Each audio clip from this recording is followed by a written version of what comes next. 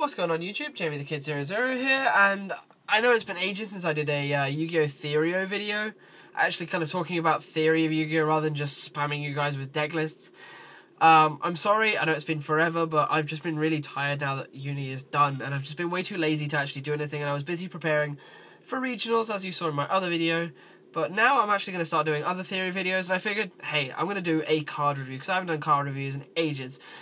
And I wanted to do reviews on things like Card Cuddy and like Lucky Straight and Photon Strike Bands, and so I figured, hell, I've got all the secret rares from the new set. I will do a review of Galactic Overlord's secret rares. So that is what it is if you've seen the title, which you should have if you've clicked on this video, otherwise I don't know how else you got here. Either way, I'm going to do a review of all of these cards. I will not talk about Card Cuddy for too long because I'm going to do an in-depth discussion of this. If I've missed out on a few things after this video, I am sorry, but I have not read up on any of these cards. I'm going to give my personal opinion. So if it's uneducated and wrong, please forgive me. Please tell me in the comments below nicely. But otherwise, let's get into it. These have been organised into alphabetical order, so let's begin. To start things off, I will talk briefly about Card Cuddy. Card Cuddy is an okay card in my opinion. I actually used to think it was quite bad, and I've kind of warmed to it a little bit. My one quarrel with it is the fact that people have seemed to put it in everything. Everyone has read up on the OCG deck lists on Shriek and seen that this card is crazy in the in the OCG in Japan. And this is great in Insectors and all sorts of decks in Japan. But what they're forgetting is Japan is a far slower game, and it does not have access to the awesome explosive cards that I think every deck can play. And what were they called?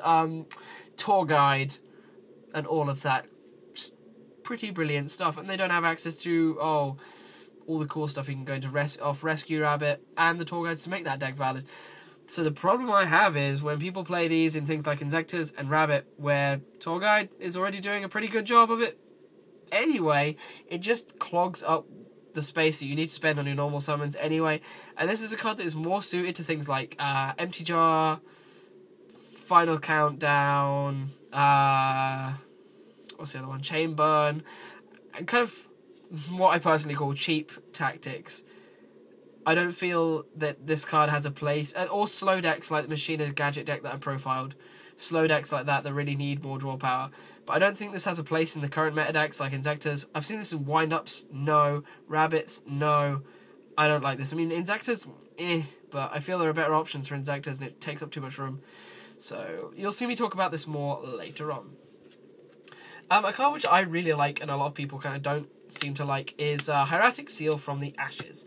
Hieratic Seal from the Ashes, I feel, is an awesome card because of the very fact that it operates like a Foolish Burial in those horrible situations where you just down to top decking or just you want to draw into something and you just don't want to draw certain cards that will really wreck your day. So just in case, you can ditch them with this. That's just one option. But the one thing I really love about this card is in some Hieratic decks, especially in my builds, you'll find yourself in a situation where you don't have enough room for traps. And it's either like Treacherous Trap Hole or the Solemn Brigade, or that's it. You have no other choices. Sorry, I accidentally moved the camera. So what I found myself doing is playing two of these and letting my opponent just go MST crazy. Because the very fact that when you can set this, if your opponent blind MSTs it, which they're going to want to do to get those MSTs out of their hand if they've been holding on to it for forever, you can activate this card, allow it to resolve, send one Hieratic from your deck to the graveyard, and then when it's destroyed and sent from the field to the graveyard, you can then special summon that Hieratic, basically giving you a free Hieratic special summon from the deck. Absolutely crazy, and I really like that effect. Also, in the Hieratic Fissure build, which I'm currently working on, I will profile you guys later on, its second effect becomes very relevant because after you've gone into your Light Ray Sorcerer plays, you can then start putting stuff back in the graveyard for use later on, which is a really cool effect. And I believe because this outbreak is like a quick effect, if your opponent were to Storm or MST this, you can activate its effect one last time if it's face up.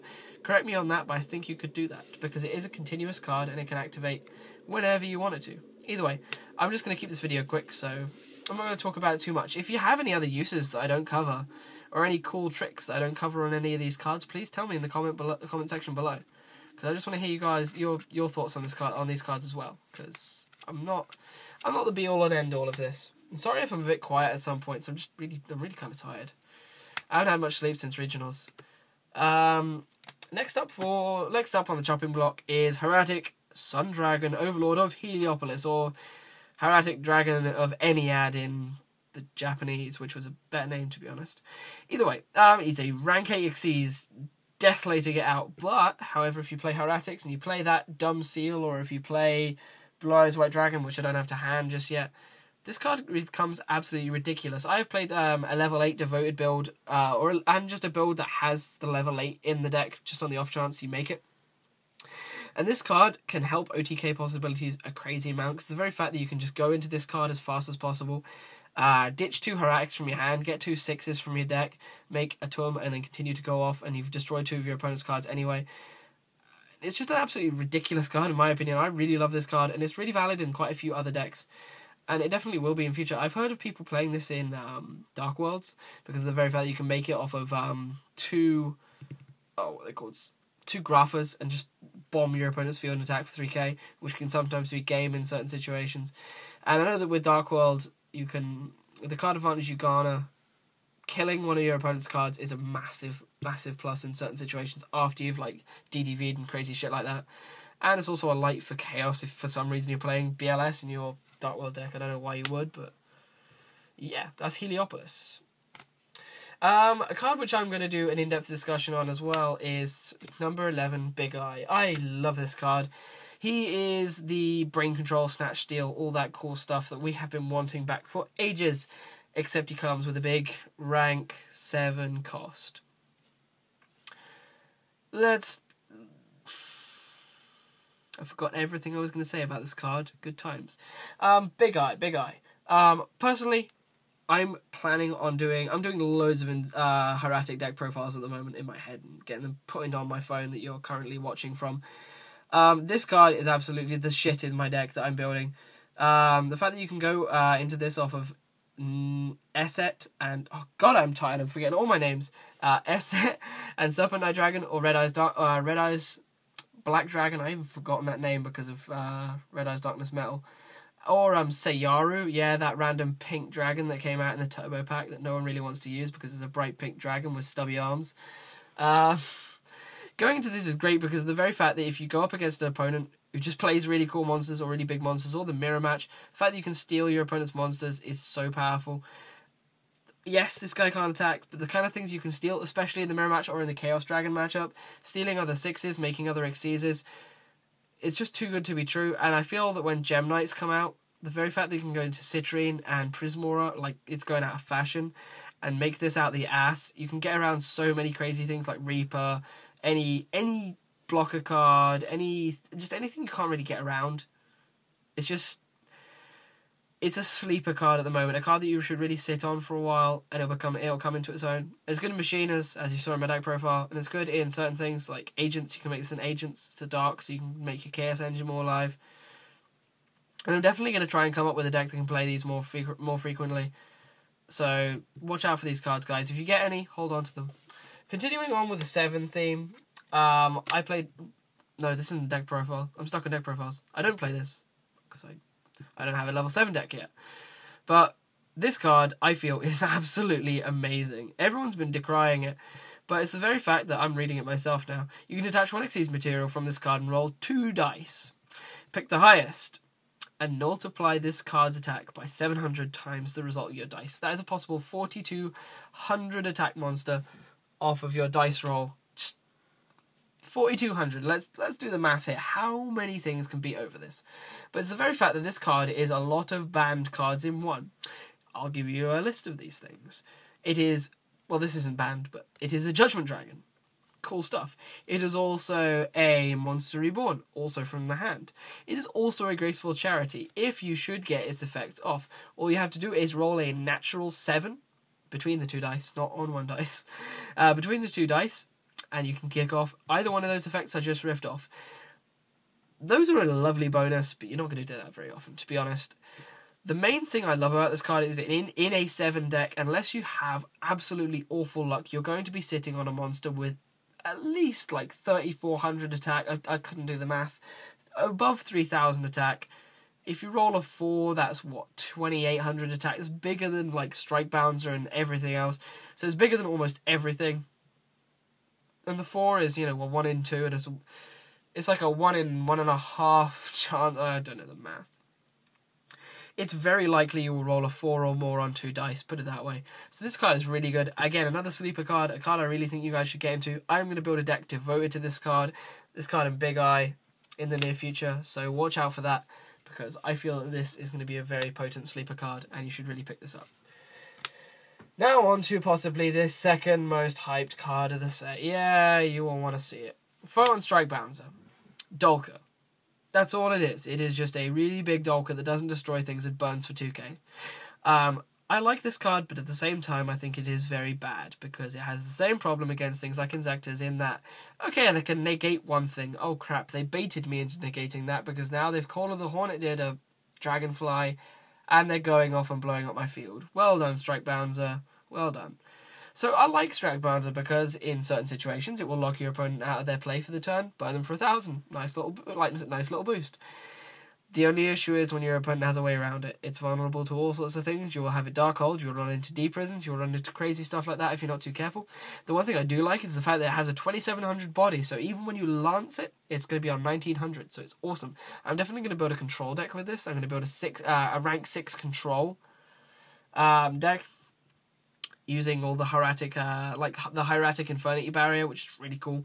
And it's the crazy stuff that you can do with this. I really like this card, but at the same time, it has its drawbacks. It's not a Dolker. It's not perfect. But I definitely think it's worth the hype, and I definitely think you guys should pick this up. Because as the game progresses, more ways into 6s are going to come about. And it's a generic, so you will always be able to make it. It's not archetypal, like, it's not archetype-based like Atom, where you need dragons. And I think even Atom is something you should hold on to in case another dragon archetype comes around, or another dragon deck becomes relevant in the future with the change in the meta. But I definitely feel this card is something you should really hold on to for the long term, because it's only going to get better. So that's my review of Photon Strike Bouncer. The second most expensive card in the set as well, for a good reason. Now let's carry on to some cheap cards. Tardy Orc. This card cannot attack the turn it is normal summoned. People thought this card was going to be absolutely ridiculous, like normal summon it and add a tour guide to your hand, or something crazy like that. No, it's just something simple. It's just Giant Orc. And then there's the Goblin Trainer. It's if any of you guys remember the old Union monsters, this guy's Giant Orc, that really grisly orc with a bone in its hand that says, when I attack, I turn to defense mode. And then there was a little guy called like Goblin Trainer who had like 100 attack, and you could summon him and equip him to this guy, and he'd stop him from changing to defense. That's what's going on here. That's the kind of joke, because they were fiends back then as well. I really like Tardy Orc for its kind of collector's value, and the joke of the fact that it wasn't in Order of Chaos because it missed the bus. I really like that. I have 3 tour bus and 3 tour guides, so I really want to get 3 of these in. This one isn't even mine, it's Cupcakey's. She won't trade it to me. Is that a sad face? But I really like this card for its artwork, and it's about £5 to £7 at the moment. Don't collect it if you guys play tournament. If you guys are tournament players, don't collect it. Trade it to me.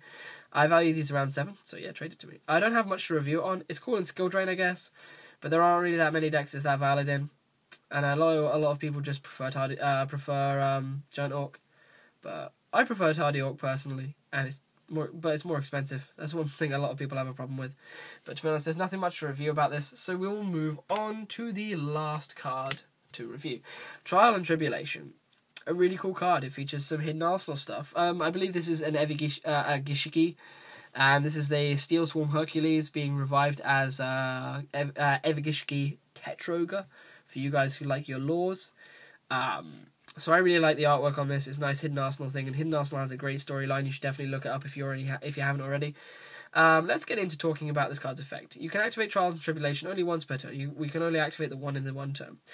Now, the first deck this got hyped for was Hieratics, because, hey, it says tributing. Hieratic love to tribute. And then there was the one issue of the fact that all of a sudden we got the effect, and then the ruling came about where we found out it doesn't stack. So if we tribute 3 things, we can't draw 1 card, add 2 monsters from our graveyard to our hand, and blow up 3 things on the field. We have to carefully modulate our field until we get to the number we want, which is a bit naff.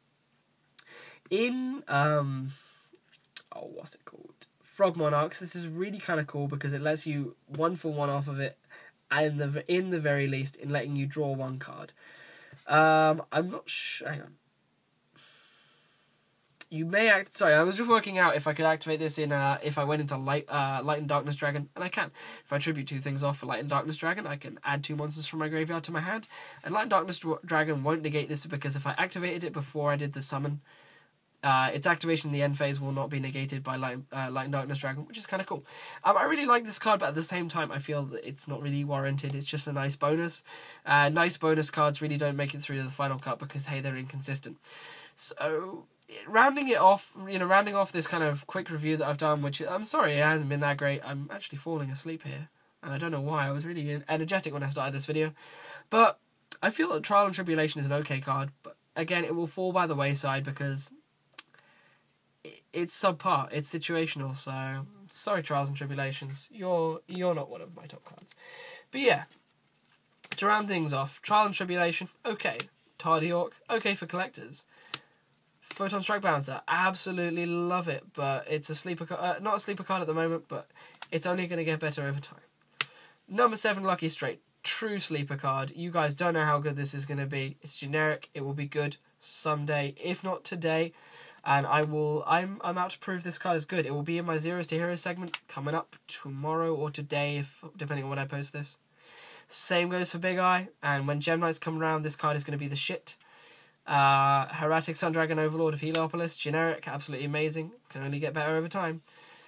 Seal from the Ashes, possible sleeper card. I really like this card, and it's only going to get better, I feel, in the Hieratic deck. So as different builds come about, different builds will come about. And the current still money card that has dropped by £20 on eBay at the moment, which is like $30 for you American viewers. Card E, I don't like it. I will be back with a longer review of it when I get time to actually record it. Otherwise, guys, this has been Jamiethekid00, a very tired Jamiethekid00, doing a review on the Galactic Overlord Secret Rares. I hope you've enjoyed. Any input, anything I've missed, any of your thoughts on any of these cards, please put them in the comment section below. Otherwise, I will see you when I do. I'm going to go to bed now. Peace out, YouTube. Bye.